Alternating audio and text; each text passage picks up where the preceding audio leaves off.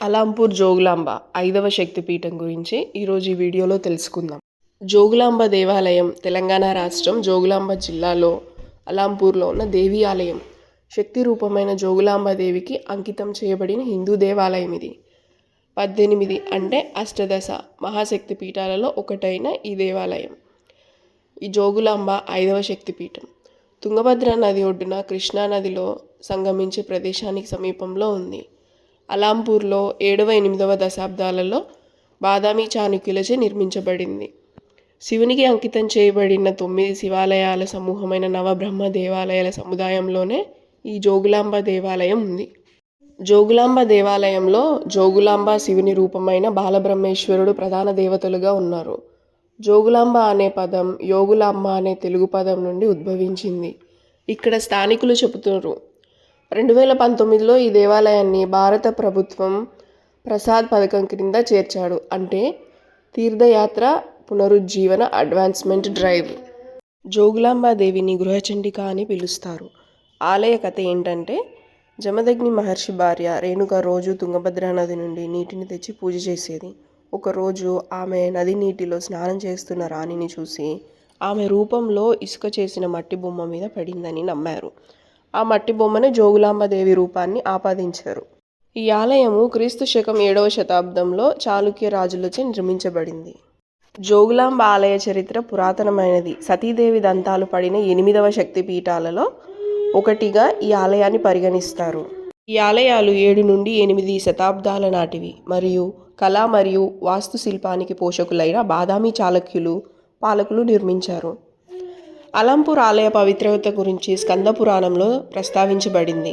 బ్రహ్మ శివుడి కోసం ఇక్కడ కఠినమైన తపస్సు చేశాడని ప్రస్తావించబడింది. అలాంపూర్ జోగులాంబకు చేరుకోవడానికి అలాంపూర్ జోగులాంబ ఆలయానికి సమీపంలో రైల్వే స్టేషన్ ఉంది.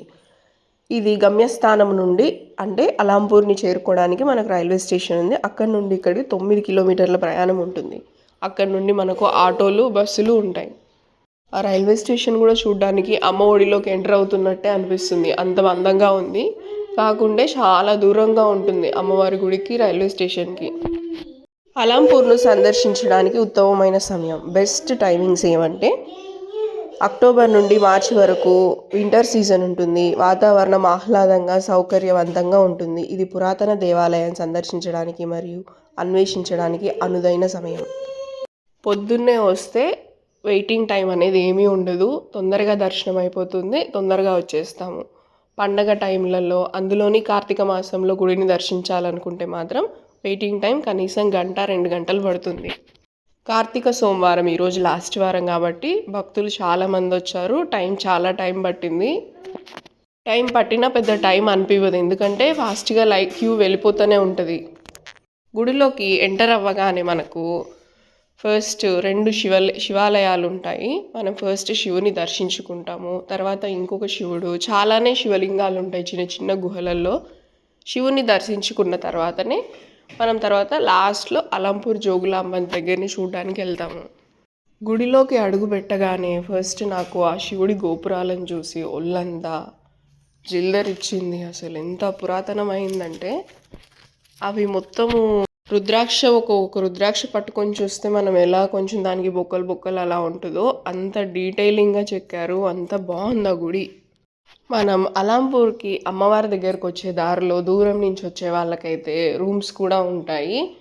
దగ్గరలో ఉండే వాళ్ళైతే బండి మీదనో లేదా బస్సులో అయితే డైరెక్ట్గా ఉంటాయి. కర్నూలు నుంచి అయినా కానీ తెలంగాణ నుంచి అయినా కానీ అమ్మవారి దగ్గర వరకు అమ్మవారి గుడి దగ్గరనే ఆపుతాయి బస్సులు. అయితే మనం ఒక 5 నిమిషాలు నడుచుకుంటూ వెళ్తే అమ్మవారి దగ్గరికి చేరుకోవచ్చు. అంత దగ్గరగా ఉంటాయి.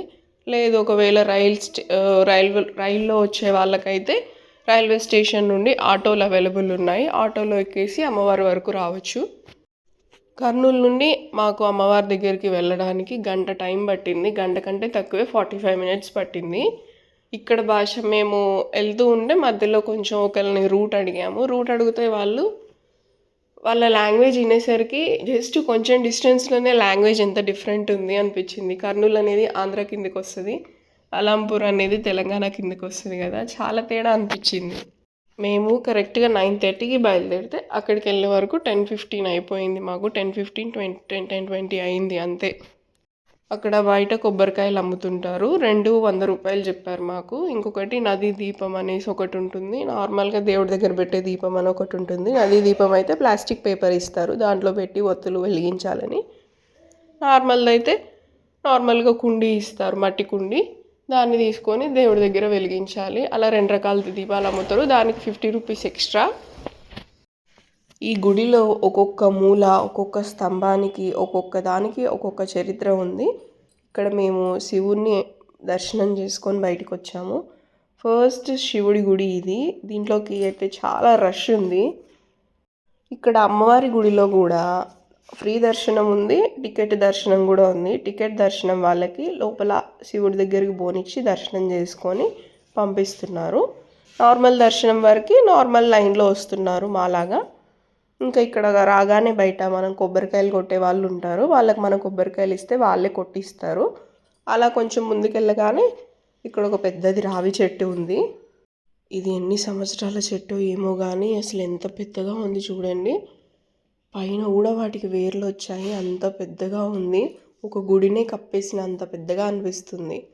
ఇక్కడ గోపురం చూసారు కదా, అదే శివుడి గుడి. ఇక్కడైతే అందరూ రావి చెట్టు కింద కార్తీక దీపాలు పెడుతున్నారు. ఈరోజు కార్తీక మాసం ఈరోజు లాస్ట్ కాదు, ఇది కార్తీక సోమవారం లాస్ట్. ఇంకా మంచి రోజు అని, ఇంకా శివుడే కదా ఇక్కడ ఉండేది అని శివుడి దగ్గర వచ్చి కార్తీక దీపాలు పెడుతున్నారు. మేము కూడా పెట్టాము. ఇప్పుడు మేము వెళ్ళింది ఫస్ట్ శివుడే, ఇప్పుడు మేము వెళ్ళేది కూడా శివుడే. ఆడికి ఇక్కడికి తేడా ఏంటో తెలియదు కానీ చాలా రకాల శివుళ్ళు ఉన్నారు అక్కడ, అన్ని గుహ. ఇక్కడ మేము హనుమాన్ దగ్గరకు వచ్చాము చూడండి. ఇక్కడ హనుమాన్ కూడా చాలా చోట్ల ఉన్నాడు, అన్నీ కవర్ చేశాను. మామూలుగా మనము జోగులాంబకి ఎంటర్ అవ్వక ముందే ఒక 5 కిలోమీటర్ల అవతలనే నాకు అనిపించింది ఈ ఊరికి ఇక్కడ హనుమంతుడు ఉంటాడు కదా. ప్రతి ఊరికి నార్మల్గా హనుమాన్ ఉంటాడు, ప్రతి ఊరికి హనుమాన్ ఉండాల్సిందే కదా, ఊరి చివరిన పొలిమేరలో. అలానే ఈ జోగులాంబకి వచ్చే ముందు కూడా ఒక 4-5 కిలోమీటర్స్ అవతల హనుమాన్ ఉన్నాడు. నాకు తెలిసి 100 ఫీట్స్ అనుకుంటాను, అంత పెద్దగా ఉన్నాడు హనుమాన్ విగ్రహం ఉంది. పక్కనే శివుడు ఉన్నాడు. ఇటువైపు వచ్చేసి సీతారామ లక్ష్మణ హనుమాన్ ఉన్నారు. చాలా బాగున్నాయి ఆ విగ్రహాలు. అవి షార్ట్ లాగా చేసి పెడతాను చూడండి, నేను వీడియో లాగా తీయలేదు. మేము రిటర్న్ ఇంటికి వెళ్ళేటప్పుడు తీసాను దాని వీడియో. శివుడి గుడి పక్కనే ఇక్కడ హనుమాన్ ఉన్నారు. హనుమాన్ని కూడా దర్శనం చేసుకున్నాం మేము. ఇంకా బయటికి వచ్చేస్తున్నాము. వేణుగోపాలస్వామి ఎంత బాగున్నారో. వేణుగోపాలస్వామి అంటే కృష్ణుడే కదా. ఇప్పుడు వెళ్తున్నాం కదా, ఇది కూడా ఇంకొక శివాలయము. అక్కడ ఫస్ట్ నేను చూపించిన శివాలయంలో ఎంత రష్ ఉన్నారో, ఈ సెకండ్ శివాలయంలో చూడండి అసలు రష్ే లేరు, ఎవరూ లేరు అసలు. ఎందుకని అంత డిఫరెన్స్ అంటారు? ఇక్కడ పూజారి గారు లేరు, అక్కడ పూజారి ఉన్నారు, అంతేనా? అదే అర్థం అవ్వలేదు. మన భక్తులే ఎందుకు అంటే ఏం అర్థమే కాదు అసలు. అందరూ ఉంటేనేమో బాగా గొప్ప అన్నట్టు, ఎవరూ లేనప్పుడు ఏమీ లేనన్నట్టు ఫీల్ అవుతారు. అలా ఏం లేదు. మేము ఇక్కడే ఈ శివుడి దగ్గరే దీపం పెట్టాము, కార్తీక దీపము. ఇక్కడ నందీశ్వర్ దగ్గర దీపాలు పెడుతున్నారు, మేము కూడా ఇక్కడే పెట్టాము. అదిగోండి చూడండి. మేము నార్మల్గా అనుకున్నాను, ఫస్ట్ టైం నేను చూడ్డానికి కాబట్టి వచ్చింది. జోగులాంబ అంటే అమ్మవారిని చూసుకుంటాను, శివుడు ఉన్నాడని తెలుసు, శివుడిని చూసుకుంటామని. కానీ ఇక్కడ అమ్మవారు ఒకటే రూపంలో ఒకటే దగ్గర ఉంటే, శివుడు మాత్రం దాదాపు నేను ఒక 8-9 సార్లు చూసింటాను శివరూపాన్ని, లింగ రూపాలని. ఎందుకు శివుడు అన్నిసార్లు ఉన్నారంటారు? ఇక్కడ చూడండి, ఏదో వేరే భాషలో చెక్కారు, ఇదైతే తెలుగులా లేదు. అప్పట్లో ఇవి చెక్కి పెట్టారనుకుంటాను, మీకు చూపిద్దామని రికార్డ్ చేశా. ఇక్కడ వాష్రూమ్స్ ఉన్నాయి, ఇంకా వాటర్ తాగడానికి కూడా ఉన్నాయి. అన్నీ అవైలబుల్ అయితే బాగున్నాయి. ఒకప్పుడు ఇటు సైడ్ రైట్ సైడ్ ఉండేది అన్నదాన సత్రం అనమాట. అది ఇప్పుడు షిఫ్ట్ చేశారు వేరే దగ్గరికి. అది కూడా నేను రికార్డ్ చేశాను, లాస్ట్లో వస్తుంది చూడండి. ఇక్కడ చూడండి ఇంకొక హనుమయ్య, పాతాళేశ్వరుడు. ఇక్కడ కూడా శివుడే ఉంటాడు. ఇక్కడ కూడా కార్తీక దీపాలు పెడుతున్నారు.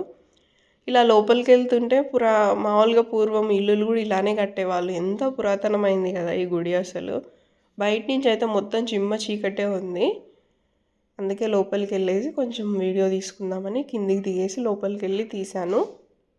ఒక్క ప్లేస్ కూడా ఏది మిస్ అవ్వకుండా ప్రతిదీ నేను ఈ వీడియోలో కవర్ చేసేసాను. అంత బాగా వచ్చింది. ఈ మెట్లు కూడా ఎక్కేవి జాగ్రత్తగా చూసుకొని ఎక్కి దిగాలి, చాలా ఎత్తుగా ఉన్నాయి. ఇక్కడ అయితే జోగులాంబ మనము అన్నదానం ఒక రోజుకి ఎంత అవుతుంది, మన బర్త్డేస్ కానీ పెళ్లి రోజులు కానీ ఇలాంటివి చేసుకున్నప్పుడు 11,116 ఇస్తే ఒక రోజు భక్తులకు సరిపోతుందంట, వచ్చే భక్తులకి అని అక్కడ రాసి పెట్టారు. ఇక్కడ నిత్య అన్నదానం చేస్తారు. ప్రతిరోజు కూడా 12:30 నుంచి 2 గంటల వరకు చేస్తారు అని అలా అన్నారు. కానీ మామూలుగా మేము వెళ్తే మాత్రం వాళ్ళు 1:30కి స్టార్ట్ చేశారు. మరి అప్పటి వరకు ఫుడ్ అవ్వలేదేమో. 1:30కి స్టార్ట్ చేశారు, ఇంకా ఫుడ్ అయిపోయే వరకు పెడతారు. 2, 3 అని ఏమీ లేదు. జనరల్గా టైమింగ్స్ మెన్షన్ చేస్తారు కాబట్టి మెన్షన్ చేస్తారు అంతే, 12:30 to 2 o'clock అని. ఇక్కడ కూడా కార్తీక దీపాలు పెడుతున్నారు.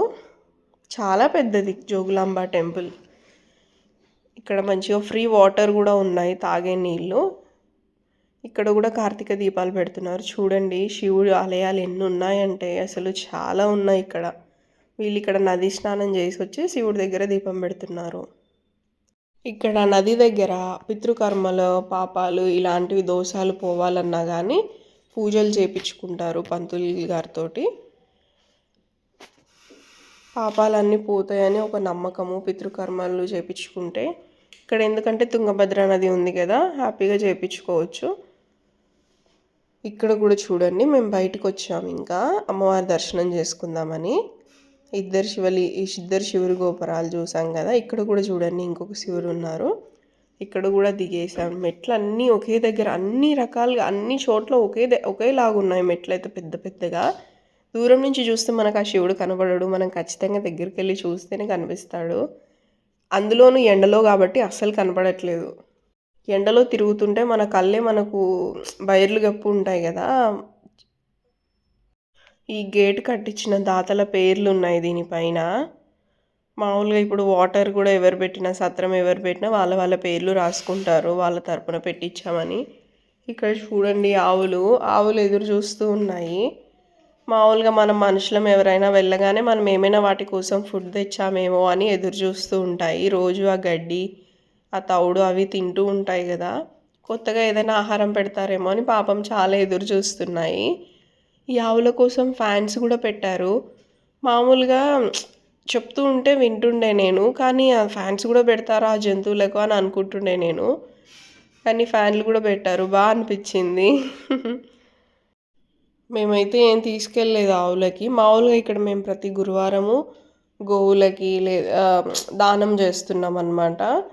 గురువారం రోజు మనం ఎవరికైనా ఏదైనా దానం, ఆవులకు కానీ మామూలుగా బయట ఎవరికైనా కానీ లేదా బ్రాహ్మణునికి కానీ ఇలా దానం చేయడం వల్ల చాలా మంచిది. దానం అంటే అట్టిపళ్ళు కానీ, ఆకుకూర కానీ, శనగలు కానీ, ఆవులకైతే ఇవి పెట్టవచ్చు. బ్రాహ్మణ దానం అంటే వస్త్రాలు కానీ, డబ్బులు కానీ ఇలా చేయొచ్చు. చాలా మంచిది, గురుబలం బాగా వస్తుంది మనకి.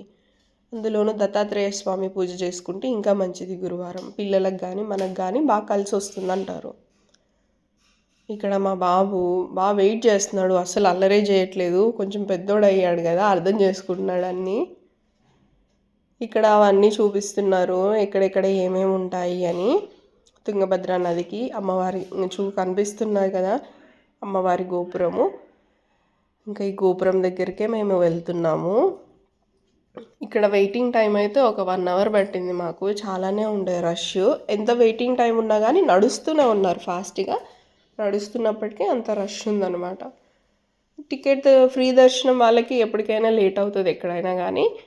టికెట్ తీసుకున్న వాళ్ళకి ఇమ్మీడియట్గా శీఘ్ర దర్శనం అని పెట్టారు. నాకు అప్పుడు నవ్వు వచ్చింది, శీఘ్రంగా దర్శనం చేసుకోవడం అని. ఇగోండి ఇలా రేకులు కూడా ఉంటాయి, ఎండలో ఏం నిలబడేది ఉండదు, మంచిగా అరేంజ్ చేశారు రేకులు కట్టి. అమ్మవారిని దర్శనం చేసుకోవాలంటే ఆ మాత్రం ఎదురు చూడడంలో తప్పులేదులే. సో అమ్మవారి దర్శనం చేసేసుకోవడానికి వెళ్ళిపోయాం మేము. ఇక్కడ చూపిస్తున్నారు చూడండి క్లియర్గా, ఉచిత దర్శనానికి దారి అని. ఇవి విశేష పూజ కార్యక్రమాలు ఎప్పుడు ఏంటి అనేది నీట్గా బ్యానర్ వేశారు.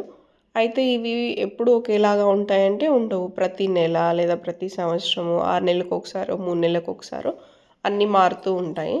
మేము పూలు కొబ్బరికాయ అన్నీ బయటే తీసుకున్నాము. ఇక్కడ కూడా అమ్మవారి దగ్గరికి వెళ్ళేటప్పుడు ఎంట్రన్స్లో కూడా అమ్ముతున్నారు ఇవన్నీ కూడాను. మేము ఆల్రెడీ తీసుకున్నాం కాబట్టి ఏం తీసుకోలేదు. ఒకవేళ ఎవరైనా మర్చిపోయి తీసుకోలేని వాళ్ళు ఉంటే ఇక్కడ వాళ్ళు ఇస్తున్నారు, తీసుకుంటున్నారు. 2 కొబ్బరికాయలు 100 రూపాయలు చెప్పారు.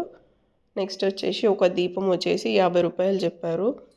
ఇంకా అమ్మవారి దగ్గర వాళ్ళు బతకాలి కాబట్టి వాళ్ళు రేట్ అంతే చెప్తారు, కానీ చాలా ఎక్కువ రేట్ అనిపించింది. ఓకే పర్లేదులేండి, అయినా వాళ్ళు కూడా బతకడానికే కదా అమ్మవారి దగ్గర పెట్టుకునేది కాబట్టి ఓకే. బాగా నీట్గా బందోబస్తుగా తయారు చేసిర్రు. మనం అవతలికి పోకుండా యువతల వాళ్ళు అవతల రాకుండా ఇంకొన్ని 2 లైన్స్ ఉన్నాయి చూడండి. పక్కది వచ్చేసి శీఘ్రంగా వెళ్ళేది, ఫాస్ట్ దర్శనం అయిపోతుంది. అలా ఫాస్ట్గా అసలు వెయిటింగ్ క్యూ అనేది లేకుండా పోయి అమ్మవారిని దర్శనం చేసుకుంటారు. ఇటువైపు మేము ఉండేది మాత్రం వెయిట్ చేస్తూ నెమ్మదిగా వెళ్ళాలన్నమాట. అమ్మవారిని దర్శనం చేసుకోవడానికి ఆ మాత్రం ఎదురు చూడడంలో తప్పులేదు. ఇంకా ఎప్పుడు ఎదురు చూస్తామో ఎప్పుడు అమ్మవారు వస్తుందా అని చూస్తూ ఉన్నాం మేమైతే. ఇక్కడ అయితే వాటర్ పెట్టారు, మధ్య మధ్యలో మంచినీళ్ళు కూడా పెట్టారు. ఇక్కడ ప్రతి దగ్గర రాశారు ఈ ఆలయంలో సీసీ కెమెరాలు ఉన్నాయి కాబట్టి ఫోన్లు కెమెరాలు యూజ్ చేసి ఏవి కూడా రికార్డ్ చేయొద్దు అనేసి వాళ్ళు పెట్టారు, కరెక్టే. అండ్ నేనైతే రికార్డ్ చేశాను. ఈ ఆలయం అనే కాదు, ఏ ఆలయంలో అయినా సరే అలానే పెడతారు, పెద్ద పెద్ద దేవస్థానాలలో. అందులో దేవుళ్ళు వెలిసిన ఆలయాలలో ఖచ్చితంగా పెడతారు ఏవి రికార్డ్ చేయొద్దు అనేసి. బట్ నేనైతే రికార్డ్ చేశాను. చూడండి బ్యాక్ సైడ్ అంతా క్యూ, అదంతా దాటుకొని మేము పైకి వచ్చాము. ఇంకా మళ్ళీ ఇప్పుడు కొంచెం దగ్గరలో ఉన్నాం అమ్మవారికి అంతే. ఇది అమ్మవారి దగ్గర ఎంట్రన్స్ అయ్యేటప్పుడు. ఇక్కడ ఏంటంటే విశిష్టత, ప్రతి గోడకి అమ్మవారిది బంగారు పతకంతో అమ్మవారి విగ్రహం ఉంటుంది. అది బంగారంతో చేశారా లేకపోతే నార్మల్గా చేశారా అనేది అయితే తెలియదు, కానీ ప్రతి గోడకి ఉంది. చూడండి, ముందు ముందు చూపిస్తాను. అమ్మవారిని హ్యాపీగా మంచిగా దర్శనం చేసుకున్నాను. అయితే నేను అక్కడ రికార్డ్ చేయకుండా ఉండాల్సింది, బట్ ఫోన్ సడన్గా తీసేసరికి వాళ్ళు అరిచారు. సో ఇంకా సడన్గా ఫోన్ తీశాను. ఇంకా ఏమనలేదు అమ్మవారి దయ వల్ల. సో ఫోన్ పక్కన పెట్టేసి అమ్మవారి దర్శనం చేసేసుకొని వచ్చేసాను ఇంకా నేను. చూడండి ఇప్పుడు ఇగోండి, ఇక్కడ కూడా ఇది ఇక్కడ పెట్టారు అమ్మవారిని. అక్కడ ఎలాగో మనం స్వయంగా అమ్మవారి దగ్గరికి వెళ్ళి అమ్మని ముట్టుకొని దర్శనం చేసుకోలేం కాబట్టి ఇలా ప్రతి గోడకు పెట్టారేమో అనిపించింది. నిజంగా బంగారంతో చేసినట్టే అనిపించింది నాకైతే. అసలు భలే బాగా అనిపించింది, చూడగానే మెరిసిపోతున్నాయి అవి. వాళ్ళు ఫ్రేమ్ లాగా కాకుండా భలే కొత్తగా ఆలోచించి నీట్గా గ్లాస్లో పెట్టారు దాన్ని, అమ్మవారి విగ్రహాన్ని. చాలా బాగుంది. దర్శనం అయితే హ్యాపీగా జరిగింది. ఇంకా బయటకు వచ్చేసి ఇక్కడ కూర్చున్నాము కొంతసేపు. ఇంకా అమ్మవారికి ఇక్కడ కొబ్బరికాయ కొట్టించేసి ఇంకా కొబ్బరి ముక్క కొంచెం తిన్నాము. అమ్మవారి ప్రసాదం లాగా తింటే బాగుంటుంది కదా అనేసి. ఇదిగోండి ఇక్కడ ఎదురుగా ఉంది కదా, అక్కడేమో శివుడి దగ్గర బయటికి రాగానే కొడతారు, ఇక్కడ అమ్మవారికి బయటికి రాగానే కొడతారు. ఎప్పుడైనా కొబ్బరికాయ మొత్తం పూజ అయిపోయినాకనే కొడతారు కాబట్టి. సో మేము కూడా వీళ్ళు కూడా బాగా పెట్టారు, దర్శనం అయిపోయాక అన్నీ అయిపోయినట్టు. ఇంకా అప్పుడు కొబ్బరికాయ కొడితే అడిగి మనం వచ్చిన పని సమాప్తం, పూజ సమాప్తం అని. ఇంకా బయటికి వెళ్ళేటప్పుడు ఇక్కడ ఎంట్రన్స్లో అమ్మవారివి వేలంపాట వేసే చీరలన్నీ ఉన్నాయి. అదే అమ్మవారికి మనము కొంతమంది వడిబియ్యం తెచ్చి పోస్తుంటారు, కొంతమంది నార్మల్గా కూడా ముక్కుకుంటుంటారు కదా, అమ్మవాడి బియ్యం పెడతాను లేదా చీర పెడతాను లేదా నాకు చేతనైంది ఏదో ఒకటి చేసుకుంటాను, నాకు పలానా కోరిక తీరితే ఇలా మంచి జరుగుతాయని. సో ఇక్కడ చీరలు అయితే పెట్టి అమ్ముతున్నారు. అవేం పెద్ద కాస్ట్ కూడా లేవు. అన్నీ కూడా నేను చూశాను కదా 300, 500, 300, 500, అంత మించి ఏం లేదు. కొంచెం చీర అందాన్ని బట్టి 500, నార్మల్గా ఉంటే 300, అంత మించి ఎక్కువ కాస్ట్ అయితే ఏం పెట్టలేదు. బాగా అనిపించింది. నేనైతే ఏం తీసుకోవాలనుకోలేదు, ఊరికే రికార్డ్ అయితే చేశాను. ఒకసారి మీకు కూడా ఐడియా ఉంటుంది కదా చూపెడదామని. చాలా బాగున్నాయి శారీస్ అయితే. అమ్మవారికి పెట్టేది మరీ అంత తక్కువ ఏం పెట్టరు, ఎవరి శక్తి కొద్దీ వాళ్ళు పెడతారు. బట్ అన్నీ బాగున్నాయి చూడ్డానికైతే. నా పర్సనల్ ఫీలింగ్ ఏంటంటే డిఫరెంట్ డిజైన్స్ అలా కావాలి అనుకున్న వాళ్ళు, కొంచెం బాగా శారీస్ ఎక్కువ ఇంట్రెస్ట్ ఉండి కట్టుకునే వాళ్ళు ఇక్కడ శారీస్ తీసుకోవచ్చు. అంటే మనము ఒక షాప్కి వెళ్తే ఎన్ని రకాలు దొరుకుతాయో లేదో తెలియదు, కానీ ఇక్కడైతే అన్ని రకాలు ఉన్నాయన్నమాట. అన్ని రకాల శారీస్, అన్ని రకాల టైప్స్ ఉన్నాయి. ఇక్కడైతే వీళ్ళు ప్రసాదం తెస్తున్నారు. ఆ ప్రసాదం తెస్తున్నారు, 10 నిమిషాలకే ప్రసాదం అయిపోతుంది. ఇక్కడ ప్రసాదము ఇంకోండి, మామూలుగా అయితే ఇది ప్రసాదం కౌంటర్ అని మేము అనుకోలేదు. దాని బ్యాక్గ్రౌండ్ బోర్డు వచ్చేసి వేరేది పెట్టారనమాట వీళ్ళు. ప్రసాదం వచ్చేసి ఒక ప్యాకెట్ 20 రూపాయలు చెప్పారు. మామూలుగా మేము వెళ్ళిన అన్నవరము, సింహాచలము వీటన్నిటికంటే ఇక్కడే ఎక్కువ రేట్ ఉంది లడ్డు. తిరుపతిలో 100 రూపాయలు ఉంటుందేమో ఒకటి, ఇక్కడైతే 20 రూపాయలు. అంటే తిరుపతి లడ్డు సైజ్ పెద్దదిలేండి, ఇదైతే చిన్నదే కదా, చిన్నదైనా 20 రూపీస్ పెట్టారు. సో మేము 2 లడ్డూలు తీసుకున్నాము. అండ్ నెక్స్ట్ వచ్చేసి ఒక పులిహోర ప్యాకెట్ తీసుకున్నాం అంతే. శివుని దర్శనం చేసుకున్నాము. తర్వాత చిన్న చిన్న గుళ్ళల్లో ఉండే శివుని దర్శనం చేసుకున్నాము. అమ్మవారిని దర్శనం చేసుకొని మొత్తం బయటకు వచ్చేసి ప్రసాదం కూడా తీసేసుకొని తిన్నాము. తర్వాత మొత్తం బయటకు వచ్చాక ఇక్కడ నది, ఇది తుంగభద్ర నది. ఇక్కడే నదీ దీపాలు వదులుతారు, నదీ స్నానం చేస్తారు. మీకు చెప్పాను కదండి స్టోరీ రేణుకమ్మ గురించి. ఇక్కడ నదీ స్నానం చేస్తున్నప్పుడే ఇసుక రూపంలో అమ్మవారు వస్తే, ఇసుక రూపంలో కనపడితే ఇక్కడే అమ్మవారిని తయారు చేస్తారు. అలా ఈ స్టోరీ అనేది ఏర్పడింది. ఎంత బాగుందో నది అయితే. మామూలుగా మా దగ్గర కూడా ఉంటుంది, మేము రెగ్యులర్గా కర్నూలులో వెళ్తాం తుంగభద్ర నదికి. ఆ నదియే ఈ నది. ఇక్కడ బాగుంది, రష్ ఏం పెద్దగా లేదు, నార్మల్గా ఉంది. నది బాగా పారుతుంది. ఇలాంటి నదులలోనే స్నానం కూడా చేయబుద్ధి అవుతుంది. దీపాలు వదిలే వాళ్ళు దీపాలు వదులుతున్నారు, స్నానాలు చేసే వాళ్ళు స్నానాలు చేస్తున్నారు. ఇక్కడికి మేకలు కూడా తీసుకొచ్చారు. నాకు తెలిసి అమ్మవారికి ఏమైనా ఇస్తారేమో అనిపించింది. ఇక్కడ మా బాబు ఎక్స్ప్లోర్ చేస్తున్నాడు. ఇదేంటి మా ఇంటి దగ్గర ఉండే చెరువు అదే నది కదా, ఇక్కడికి వచ్చామేంటి, ఇక్కడ ఎవరు ఏంటి అని.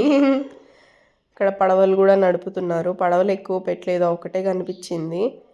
ఇంకా మేము తుంగభద్ర నదిని కూడా చూసేసి ఇంకా మేము రిటర్న్ వెళ్దాం అనుకున్నప్పుడు ఇక్కడ అన్నదాన సత్రం ఉంది అనేసి చూసాం. అక్కడ బోర్డు కూడా పెట్టారనమాట. ఇంకా అన్నదాన సత్రంకి వెళ్దాం అనేసి వెళ్తున్నాము. ఇది మనం లోపలికి ఎంటర్ అయ్యేటప్పుడు గాజుల షాపు ఇవన్నీ ఉంటాయి. మనం గాజులు ఇంకా బొమ్మలు పిల్లలకు కావాల్సినవి, మనం తిరునాళ్ళలో వెళ్ళినప్పుడు అన్నీ ఉంటాయి కదా చిన్న చిన్నవి, అలాంటివి ఇవన్నీ కూడాను. చాలా బాగుంది. ఇక్కడే మనము ఎంటర్ అయ్యేటప్పుడు ఇక్కడ మనం అన్నీ కూడా వెహికల్స్ అన్నీ కూడా ఇక్కడ మనము స్టాండ్ పెట్టేసి వెళ్తాము. అక్కడ నదిది మనం వెళ్ళిన తుంగభద్ర నదిని చూసిన తర్వాత దత్తాత్రేయ స్వామికి రూట్ అని కూడా ఒకటి ఉంటుందన్నమాట, ఆరో మార్క్ వేసి. దత్తాత్రేయ స్వామి గుడికి కూడా వచ్చాము. త్రిమూర్తుల స్వరూపమే ఈ దత్తాత్రేయ స్వామి, త్రిమూర్తుల కంటే పవర్ఫుల్ అనేసి అంటారు. సో ఈయన గుడికి కూడా వచ్చాము. ఇది కూడా చాలా పురాతనమైంది, కాకపోతే పెయింట్ వేశారు వైట్ కలర్ ఆరెంజ్ కలర్ అంతే. ఇక్కడ శివుడు ఉన్నాడు పక్కన.